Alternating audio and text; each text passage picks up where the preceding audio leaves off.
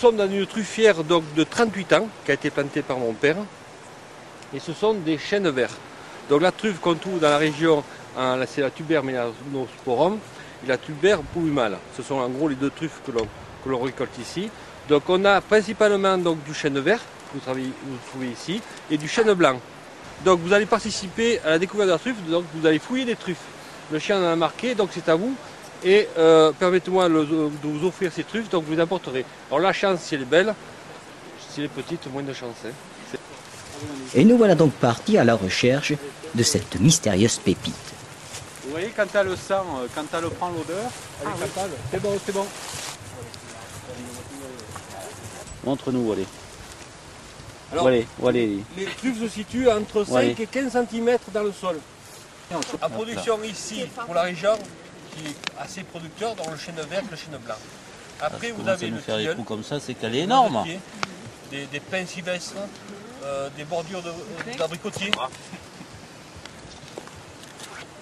Allez-y avec les mains. Voilà. Ah oui, elle est belle. Alors vous voyez, quand on gratte, si on ne la trouve pas, on a ces petites bêtes là. Voilà.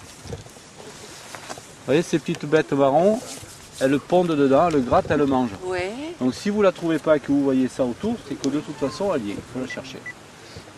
Et elle a montré où c'était en plus. Elle le montre où c'est à chaque fois. Oui.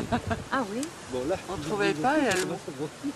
Bref, en résumé, pour avoir des truffes, il faut un climat froid, il faut qu'il ait plu avant, il y a une histoire de lune.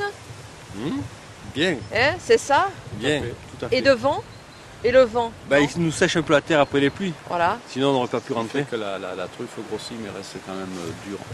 Parce que s'il fait que pleuvoir, elle le ramollit, elle va pourrit. pourrir. Ouais, elle pourrit.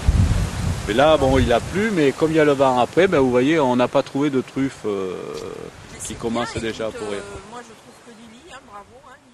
Lily. Et oui, Lily fait chaque année son travail de chien truffier pour le plus grand plaisir de son maître, qui chaque samedi, à partir de novembre, se rend sur le marché de Richerange, considéré aujourd'hui comme l'un des plus importants d'Europe, où se pressent négociants, acheteurs et particuliers.